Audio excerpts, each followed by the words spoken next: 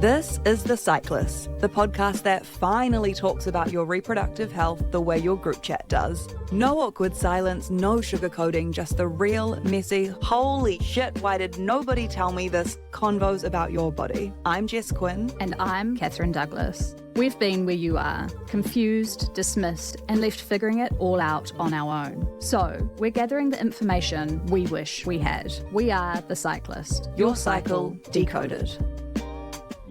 Hello everyone, welcome back to the Cyclist period pain mini-series.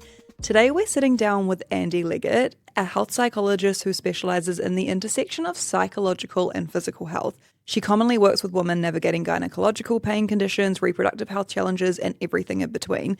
If Andy sounds familiar, we had her on the Infertility Unfiltered miniseries last year, which so many of you found really beneficial, and she is just a wealth of knowledge.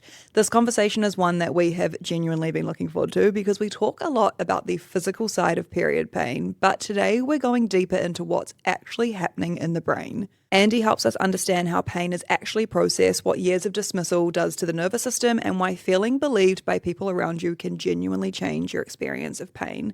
It's such a validating conversation, it's fascinating, and honestly, it might just change the way you think about your own body. And if you're thinking this is just going to further the narrative that it's all in your head, I promise we unpack that and how getting a referral to a psychologist is not someone telling you that it's all in your head. In fact, I have found psychological support for my period pain or for my chronic health conditions so beneficial. If you haven't listened to the rest of the mini-series yet, go back and start from the beginning. Each episode adds such a different piece to the picture. And before we get into it, it would mean the absolute world to us if you could leave a review wherever you listen to your podcast. It honestly helps us so much to be able to reach more women, to be able to hear these conversations. All right, let's get into it. This series is brought to you by Period Comfort, a product of our sister brand Cadence. When Jess and I started Cadence, one of the first things we wanted to solve was period pain. Not just because of our own struggles, but because we saw so many women around us struggling too. We created a dual product, including Period Prep, which you take in the lead up to your period to help decrease inflammation and over time, hopefully reduce the pain before it even begins. And then Period Peace, and natural support for when the pain does show up. Together, they work with your cycle rather than just reacting to it. You can find Period Comfort on our website, cadencewellbeing.com. Andy, welcome back to the podcast. Oh, thank you so much for having me back. Of course. I'm so excited that you're here for our period pain mini-series. Me too. I want to start with a question, which is, what have you demystified about period pain? Yeah, and look, do you know what, Jess? I feel like I am very much still on my demystifying journey in many ways, and I was reflecting a lot about this and being this health professional working in women's health and working in this area for a number of years, working professionally for well over a decade, being a woman in my mid-40s with my own gynecological journey. Sometimes I have this expectation that I should have demystified everything and I should have my stuff together. But in actual fact, we were in this constant state of flux. And every time you think, oh, yep, I've got this, something changes. So and there is this new shift, this new adjustment that we're getting their head around. So in actual fact, what I have decided is that my demystifying is actually the fact that sometimes I'm still a bit mystified with the human body in general, and I guess more specifically around periods and period pain. And I'm trying to approach this from a place of gentle curiosity and, wow, isn't the human body amazing? And fluctuations in our periods and our period pain actually is something that we can reflect on, as opposed to the self-judgment that I sometimes put on myself of, you should know this. So I guess my demystification is really, it's okay that I haven't figured it all out yet. And this is a real journey. Yeah. I love that answer. And I think you're so right. I think as we age and get used to our bodies, like we just get used to it and then it changes again, right? And it's so confusing to wrap your head around. 100%. You get thrown some curveballs, and I do. Sometimes I rest on my laurels of, right, I've got this sorted, and yeah, I'm in charge. Or, the way I'm working with my patients, and I learn new information, and then that shifts again and morphs, and that's actually a really positive thing, being in a state of flux as opposed to this really stagnant process, because the human body is really amazing and it is in constant movement and shifting. Yeah, I so agree with that. I feel like there'll be some people listening who will be like, why got a psychologist on for period pain? I don't understand. Which is something that I hadn't pieced together until my chronic health journey. And then I got referred to go see a psychologist. And I was like, huh? I was kind of confused about the link because I didn't understand pain psychology, and I've since learned so much about it, and it's probably been one of the more pivotal parts of my journey, which is why I wanted to have you on, because I think there's so many people out there who will be so helped by this conversation and hopefully then go on to see someone that can help them. I do think for a lot of women, they've been told that their pain or the things they're going through in their women's health journey, it's all in your head, these kind of things. So when they hear the word, I'm going to refer you to go see a psychologist, that can be quite triggering for some people, I would imagine. How do you introduce your work without triggering that response in people or validating that response in people? Yeah, this is such a fine balance, and one that you really do want to nail. And I don't think it solely necessarily sits with me as the clinician that they've been referred to see. Actually, that starts a whole lot earlier by whoever they're being referred to. And I think, Jess, this is actually probably highlighting some massive gaps that we know exist in the system around understanding pain being multifactorial, and that actually that the gold standard approach is a multidisciplinary approach to care where there is involvement from a specialist gynecologist, from a pelvic floor physio, from a dietitian, from nutritionists, and a psychologist is a key part of that. But I think there isn't a huge amount of education around that multidisciplinary approach, and there are some real barriers to access, unfortunately, like significant barriers. So, yeah, when people have spent years, and, we know that sort of morphing into the area of endo a little bit here, but on average there is 7 to 10 year time frame before someone reaches a diagnosis. So often years of feeling dismissed or having messaging around, oh no, this is just heavy periods and this is normal. And so for someone then to be told, actually, we think you should just go and see a psychologist, can be really reinforcing for that self-narrative of, oh, they really do just think this is in my head, and this is sort of the last straw, the ambulance at the bottom of the cliff, which is very much not the case. And actually, psychological care and psychological input should be well integrated into pain management, whether that be in chronic pain in general or specifically gynecological pain. So when I'm introducing that concept to my patients when they first come in, a big part of that is buy-in around, your pain is very real, and I am here to support as one piece of this giant jigsaw puzzle. And there's a whole lot of psychoeducation that actually happens in that first instance about this is the connection between mind and body, and I am going to support you alongside these other health professionals. But your pain is absolutely legitimate, and I'm so glad that you're here. Yeah, I love that.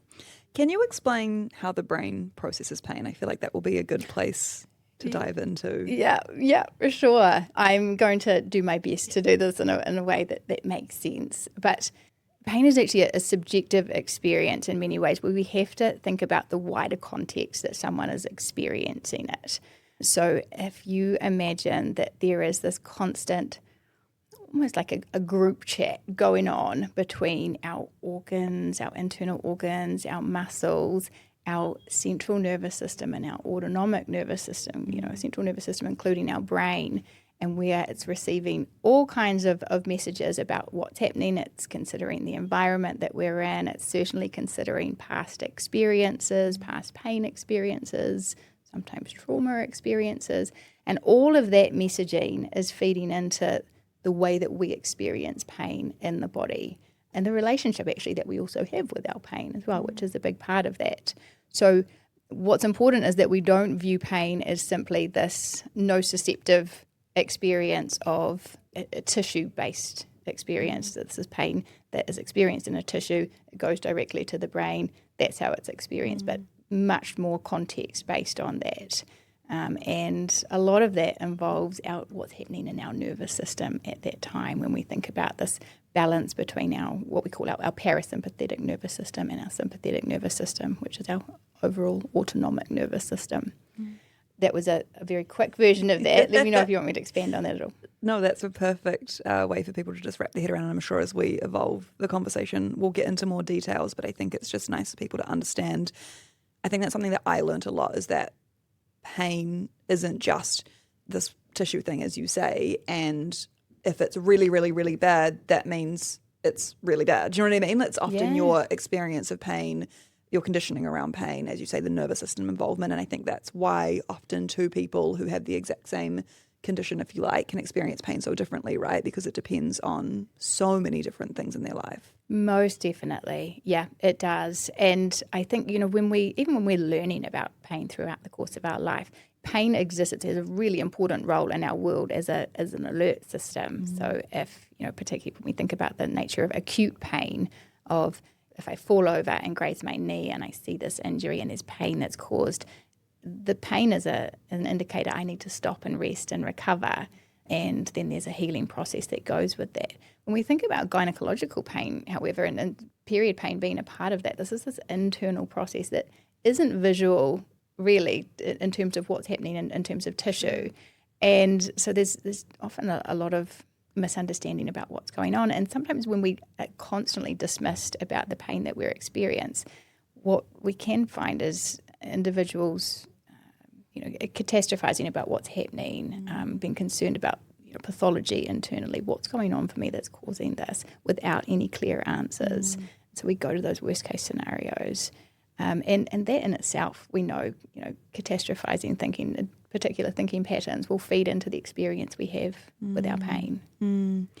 I can relate to that so much, and this just popped into my head, but that for me has really linked into health anxiety, and I've developed health anxiety kind of from that, because for me there's kind of never been answers, or there's always been symptoms, and so therefore your brain just starts to spiral, and there's not this simple, like if I compare myself to my husband who hasn't had as many medical mishaps as I have, he's like, oh, I've got a headache, I'm going to take a Panadol, that's that done. I'm good. Whereas I'm like, I've got a headache, is it a brain aneurysm? Is it something else? What does that mean? Do I need to research that? Yeah, I kind of go into the spiral of, as you say, I need to research this. What is it? And I think it's because I've never really figured it out completely, but you build this pattern of hyper-awareness almost, right? Yeah. Where you're constantly on edge, and because you never kind of get these answers, you're living in this constant grey of wondering. And I think for me, a lot of it came from years of dismissal, which then turned into kind of a self-gaslighting process in a way. Is self-gaslighting something you see come up in your clinic, and how do you? Frequently, yeah, frequently, and concerningly common. And I think unfortunately it makes so much sense. And when we think about the experiences that people have had with years of misunderstanding, of not feeling heard, of expressing concerns and not having those concerns responded to accordingly, or being told that this is normal, or this is just your period pain. And I think when you are particularly a young person experiencing that and being told, okay, this is normal and everyone goes through this, and I can see all of my friends maybe coping really well or getting on with their lives, and I'm really struggling with that. What does that say about me?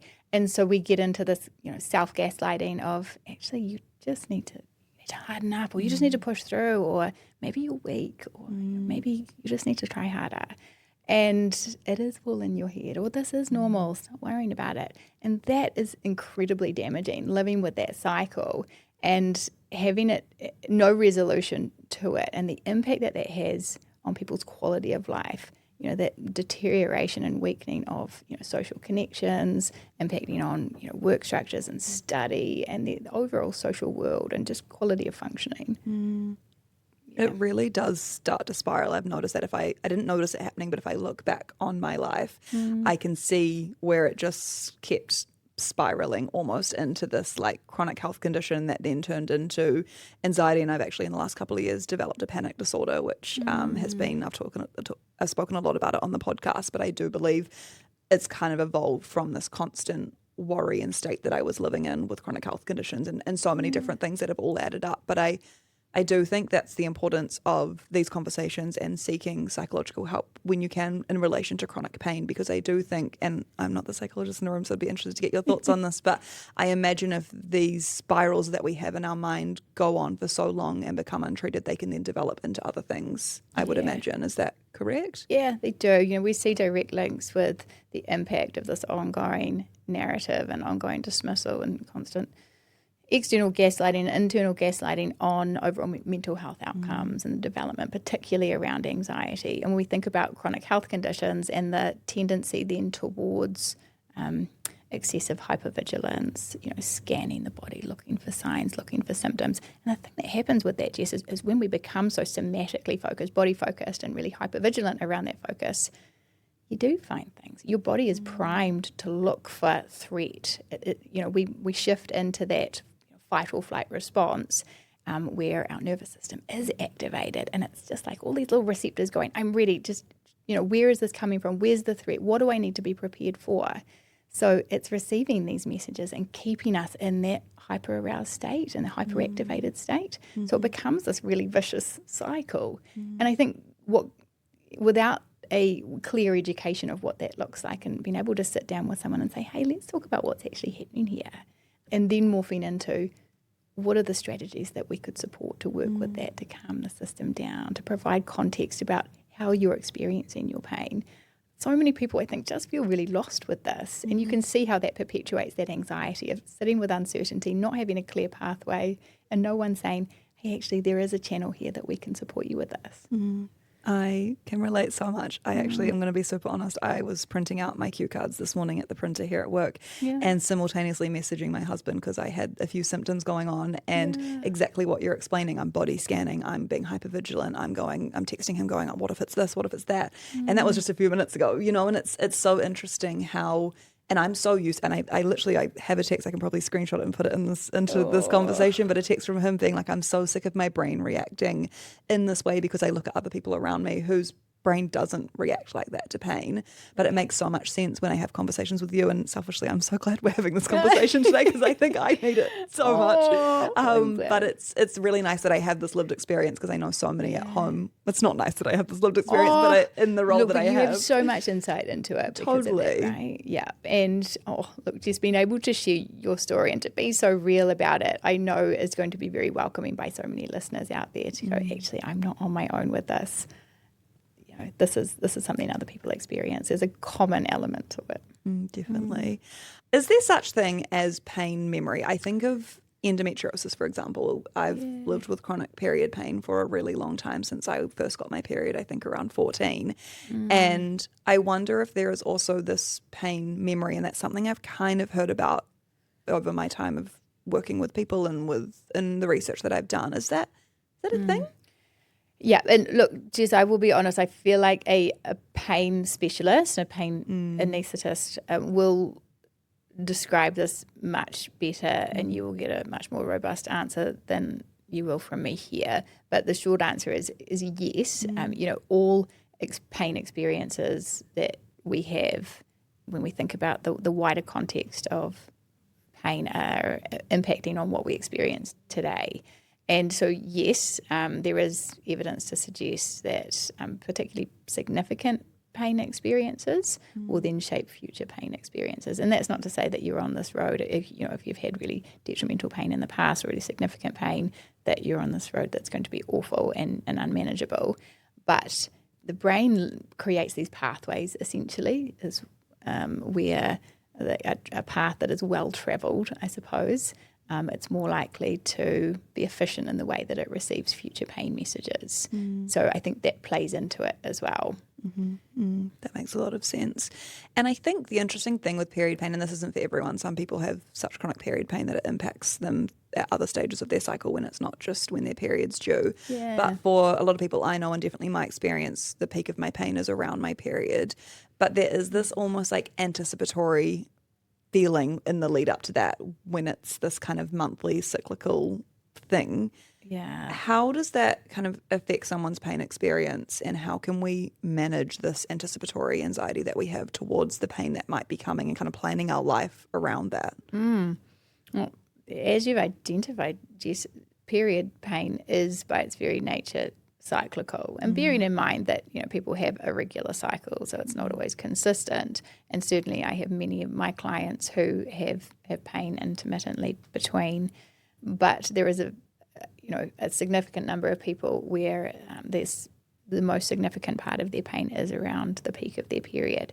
And when we look at the impact that people's period pain has on their world, their functioning, the distress that it causes in the moment, but also how that impacts on their work structure or study structure or interactions with other people in their world, their relationships, intimate relationships, sex. Absolutely, there is an anxiety of how am I going to be prepared for that? And so again, a body's sending us into the state of preparation or being prepared for looking out for threat.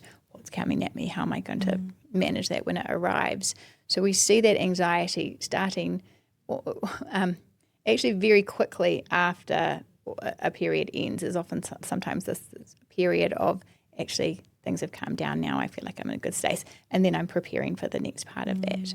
With any anxiety, when we think about what's happening in the body with anxiety and shifting into that fight or flight response, and again, our sympathetic nervous system firing up and being ready to prepare us for threat that's coming at us, it also primes us to experience more pain in some ways, or be on alert for pain that's coming in.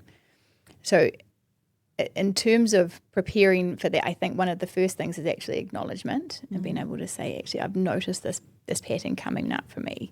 What does it mean to take a step back and recognise what's happening in my body at the moment? What do I feel? Is this my anxiety? What does my anxiety feel like? How would I like to work with this? And there may be certain more practical strategies that can be put in place around, I know that this time of the month, and albeit with some variation, is going to be a time when I may experience heightened pain or more severe pain. These are the things I'd like to do to support myself with that. And it may be that I can shift some of my hours, or I may alter the way that I have my study schedule in place, or how I interact with other people, or how I share this information with others so I know that they're there to support me.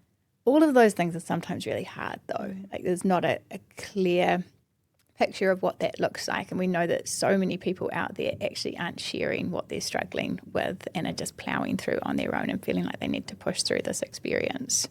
I think particularly, there's a really important study that's come out recently in New Zealand, the Endometriosis New Zealand was involved in, looking at the impact on work and people with menstrual pain and endo in the workplace, and lost productivity, but also like 95% of people in the study reported impacts to their work structure and needing to take time off work, often unpaid time off work. So you can see how this feeds into this fear of what's that going to look like, particularly if you're not talking about it to other people, employees, friends, etc. Totally. How would you recommend someone navigates these conversations? Because for a lot of people, I'm imagining they're sitting at work right now, they've got really bad period pain to the point where they feel like they can't get on with their day, but saying to their boss, they might not feel comfortable saying to their boss, I have really bad period pain. How do we navigate these conversations around topics that unfortunately for some people feel taboo to be open about? Yeah, I think it is highlighting some much bigger gaps in our system around general awareness of menstrual pain. At the moment, this is really topical in the UK. There's just been a petition to government around implementing menstrual leave in the workplace, and what a fantastic thing, and something that should have happened many years ago. Great. But it's brought up conversations here in New Zealand, of course, around what does it mean to have that here, and actually just bringing this conversation to the table, to the forefront of people's thinking, and improving general awareness in the public. Because I think as a young woman going through this and actually holding this perception that what I'm experiencing is normal because this is what I've been told by all of these health professionals for many, many years. So am I even in a place to talk to my employer about the fact that I'm struggling with this, or what would be the impact on my career or my work life if I acknowledge it? And so I think actually what we need to do is start with greater awareness. Outside of that, sitting with the individual, there may be key people in the organisation who people can go to say, hey, this is what I'm going through. What are the options here? And there are some really simple things that organisations could do to support with this, thinking about, flexible work schedules, the ability to work from home at certain times of the month. Again, just increasing awareness generally that this is an okay topic to talk about. In fact, it's a really important and critical topic to talk about.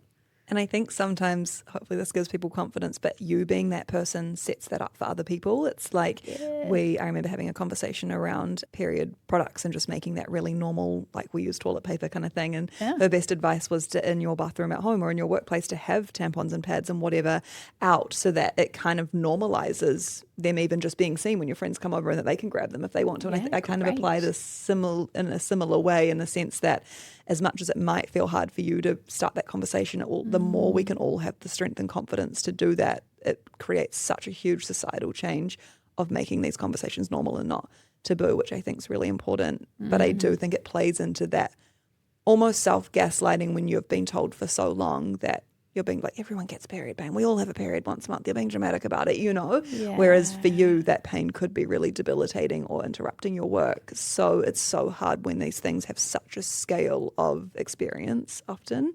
Yeah, could not agree more. But I think what you're saying about even just like sometimes just being able to work from home on those days, because you might be capable of getting your job done, but being in the office when you've got really heavy bleeding or you want to have a week pack on all day and not draw attention to yourself, like these things are quite hard to do in a corporate environment sometimes. They are. And look, to be the front runner, to be the first person to put your hand up and say, hey, I'm leading the charge on this. There's an act of bravery there, right? Of absolute courage and massive anxiety, I would think.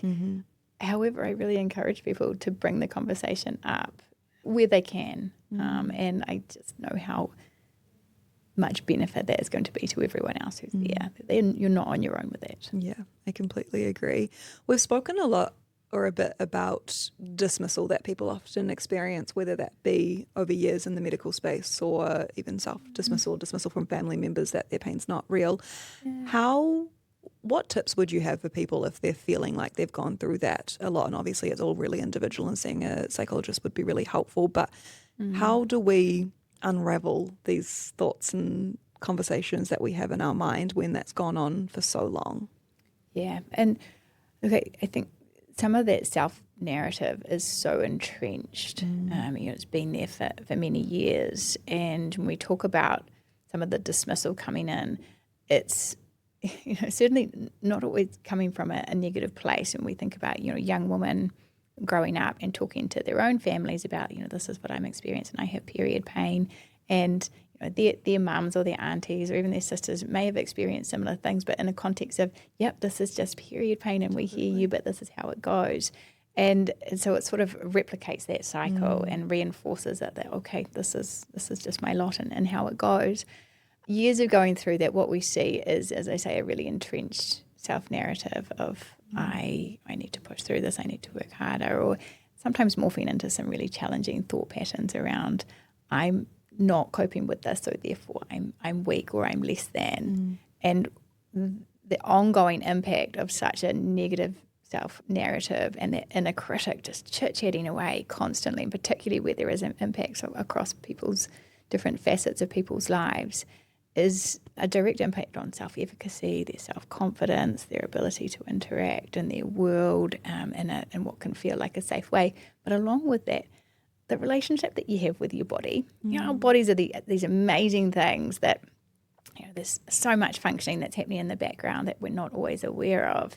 But when your experience is actually just constant pain or unmanaged pain, erratic pain with these really detrimental impacts, we start to develop a relationship with our body or lose trust in our body and the way that our body moves and functions, and to trust that it's going to do what we need it to do when we ask it to do it. So that relationship has such a big impact on overall mental health outcomes, which is so challenging. Yes, ideally, I'd love everyone to be able to have access to a psychologist and to be able to sit down and in the first instance actually be able to tell their story and share their experiences in a really safe way, and then morph into psychoeducation around the mind-body connection and actually what's happening in our pain experiences and what's feeding into that, before looking at how can we challenge that self-narrative in a really gentle way and explore where some of that language has come from and what's perpetuated it, but what it might be like to actually morph into something else that feels a lot more protective for you and helps with self-efficacy and advocacy and agency over your body, and actually rebuilding that connection with this incredible part of who you are. And that can take some time. As I say, there are some barriers to access psychological support. And I would love to see that changing in the future in terms of access, cost, availability, but awareness being probably the biggest part of that. I agree. That got me thinking about something which we've spoken a bit about, how so much of this needs to change on a societal level. And I was thinking there's probably a lot of people listening who have children of their own. How can we help validate our kids' pain experience or validate what our kids are going through in a way that we can help not amplify this narrative within them? Because I would love for my daughter to not experience what I experienced, and that is no fault of my parents at all, because we all work with, and my mum has been actually incredible with my period pains and conditions I've gone through. But how can we best navigate, and not even for just our young girls, also the young boys as well, because they're the ones who also, like, I look at my husband and the word period is just so, like, it was clearly so normal in his house, which I love so much. Whereas I've dated people in the past where I didn't even feel confident to mention the word period because it's a key such word, a taboo. We don't talk about that. Yeah, they're going to dump me because I've got periods, you know. God forbid I bleed. But, you know, I'm like, I just think this might be helpful for some people. How can we help have these conversations in a way that will be beneficial for our young people? Yeah, I think supporting our young people to have a voice around what they're experiencing in their body, whether that be pain or otherwise. Actually, you know, we started this conversation with talking about how the body is in this constant state of flux and goes through these different stages. And I've got children myself, and I think about their different stages and even shifting into, prepubescent years and all of the different changes that they'll experience, which without a language and without an ability to share openly with trusted people can feel so daunting. You know, these things can surprise you, they can be a little bit frightening. And so education around what's happening in the body, but that permission and encouragement to talk about what's happening. What are you noticing? What do you feel?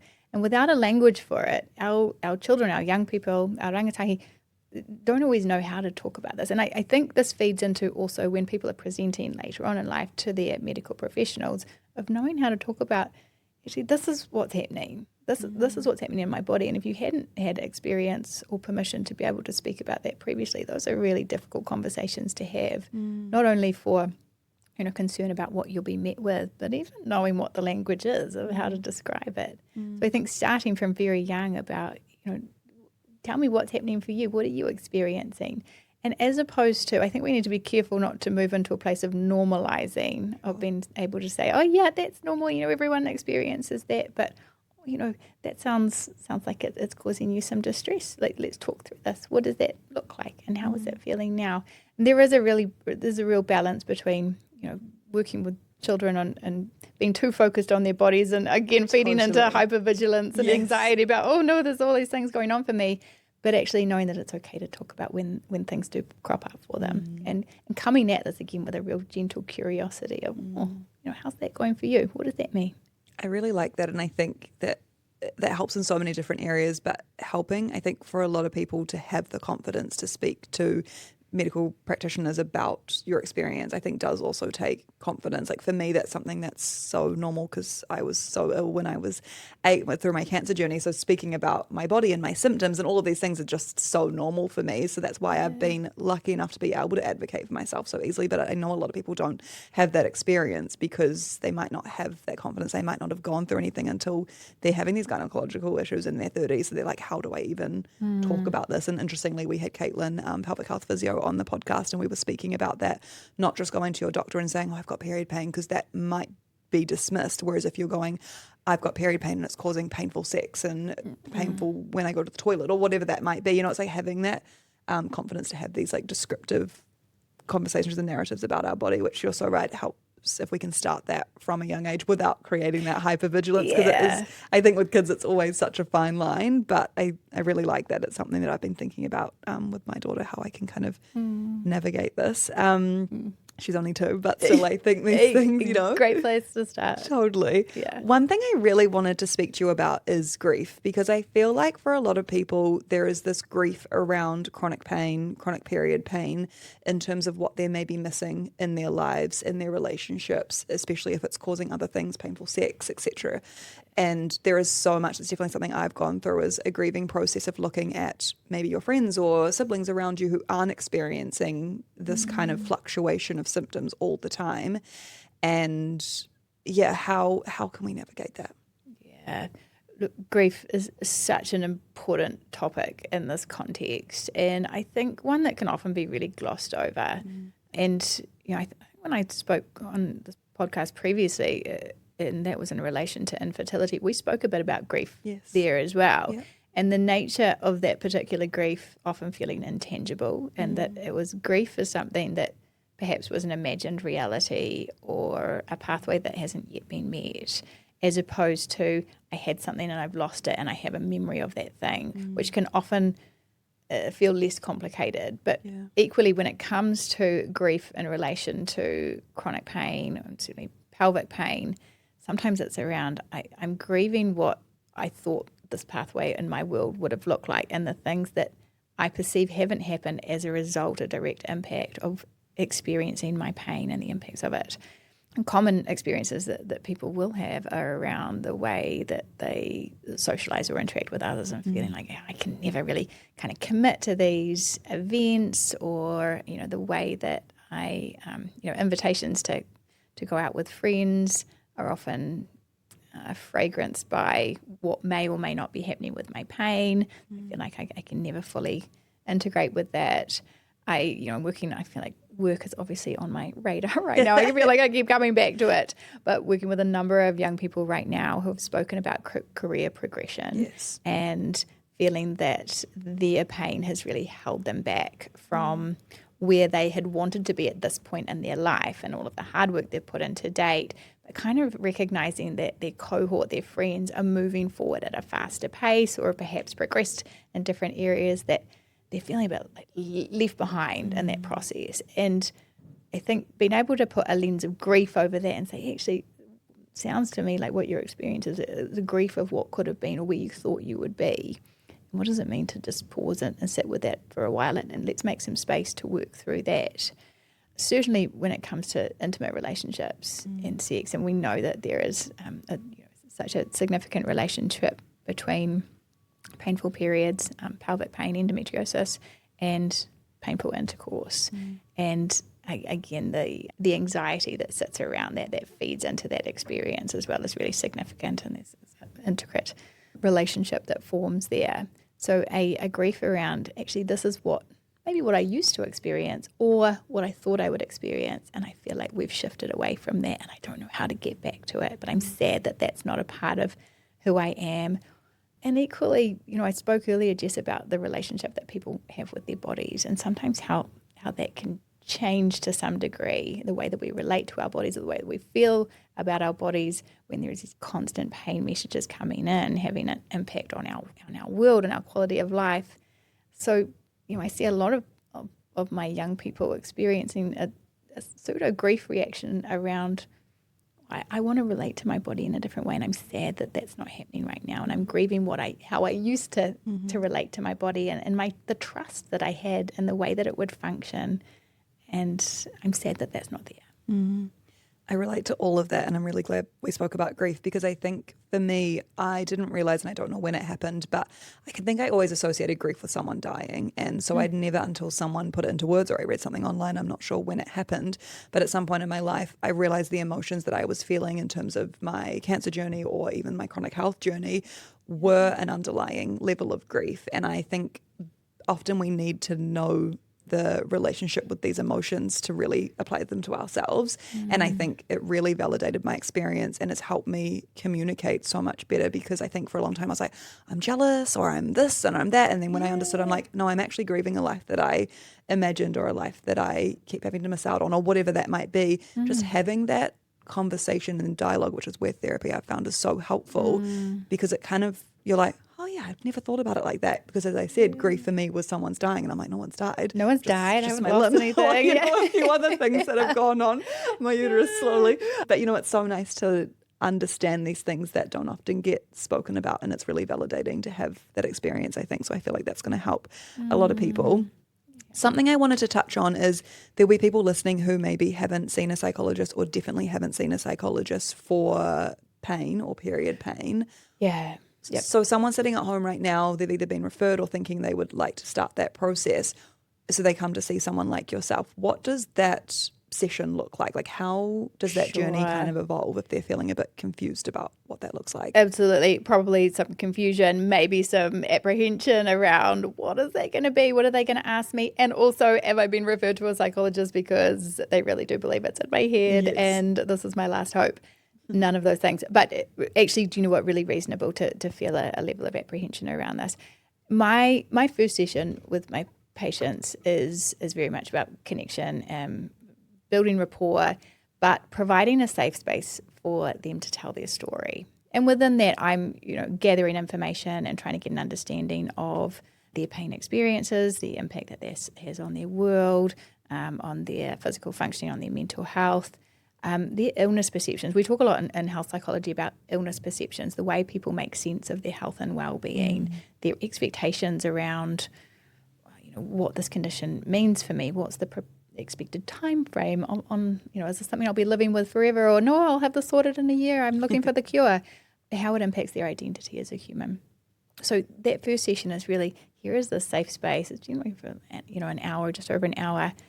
I want to hear about you. And I think for many people that first session can walk away actually really exhausted because there's so much that's been poured out, but there's so much validation that goes with, I just have this whole hour where I share this and I kind of dump it out there. And there aren't always these other obvious places in people's world where there is an opportunity to do that and to feel really listened to feel heard. So that's the first part of it. From there, it generally morphs into psychoeducation around pain and the mind-body connection, what's happening within our system, particularly the involvement of the nervous system. And that, I think, is so important for buy-in, but also to validate again the role that psychology plays in this multifactorial process and really taking a multidisciplinary approach, and that I am not here to tell you that your pain is not real. Actually, this is so real, and this is what you're experiencing and why we need to consider the wider context of what's going on for you. And then it really depends on what people are presenting with and what angle it's going to be most helpful to take. And sometimes that's looking at a cognitive behavioural therapy approach and potentially looking at some of that self-narrative that's come in, some of that gaslighting that may have presented and how that feeds into how people think about their pain or their pain experience. Sometimes it's what we call an acceptance and commitment therapy approach, and looking at making space for some of the emotions that present and the thoughts that go with that. But there are a number of other approaches that may come in there as well. Self-compassion therapy is a part of that. For some people it might be what's called EMDR, particularly where there is a trauma element to their background. And somatic work as well can be part of that. So it really depends on, there's so much variation in what people bring in. Everyone is very unique in their own experiences, so it's not really a blanket approach. I think that will be really helpful for people to understand. Andy, I could sit and chat with you for so long, and I think I've skipped a whole page of questions. I was looking at the clock and I was like, no, it's ending. Oh no. I would love to finish on, what would you want every woman with period pain to understand about what's happening from a psychological lens? Yeah. What I would like to say is that, and I think we've touched on this a number of times throughout this episode, but the experience of pain is part of a much wider system that is involving your internal organs, your muscles, very much your nervous system, the involvement in the brain and how it's receiving these messages, all of which is actually your body and your brain trying to protect you. It's actually wanting to do the right thing to keep you safe and well. And I think so often we get this perception that our pain is this awful thing that is, having a detrimental impact on our life. And sometimes when we look at it through a different lens of actually your body is working really hard to keep you safe and well, and what would it mean to look at this in a different light that actually supports you to develop a better understanding and feel more agency about what's happening in your body. And the work that we're doing from a psychological perspective is not necessarily around how do we remove pain and that's, if there is a reduction in someone's pain experience, that may be a really great thing. But actually the focus is generally more on quality of life and having a sense of agency around what's going on and what you're experiencing. Changes in pain experience may be a byproduct of that, absolutely. But I think being able to change your approach and really feel that self-confidence around how you move forward is going to be the key thing. Thank you so much, Andy. I feel like this conversation will be so validating for so many people. It's something I wish I was able to listen to at the beginning of my journey. So I really hope it helps a lot of people out there, and thank you again. You're so welcome. Thanks so much for having me. Of course. Thanks for listening to The Cyclist. To join the community, follow us at We Are The Cyclist. Your cycle decoded.